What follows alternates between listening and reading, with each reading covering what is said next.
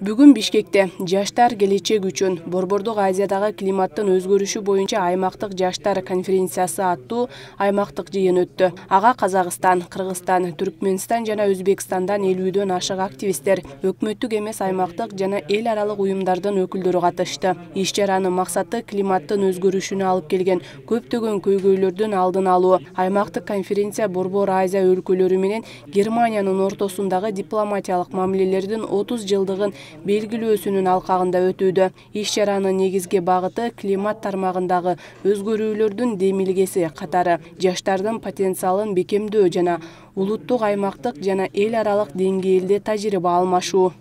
Бизде жума сайын, бул жалпы мамлекеттик масштабта ар жума сайын биз Жашыл Мурас улуттук компаниясынын негизинде биз ушул тазалап дээрлик, ушул биздин жаратылыш зоналарыбызды тазалап, көчөлөрдү тазалап дегеле. Ушул багытта жума сайын биз мамлекеттик мекеменин жалпы кызматкерлери иш чараларды өткөрүп жатышат. Бул дагы менимче туруктуу жүрүп жаткан жакшы бир долбоорлордун бири дейбиз. Эң башкысы биздин ушул түшүнүк боюнча жаштарга дагы дайыма айта турган нерсебиз.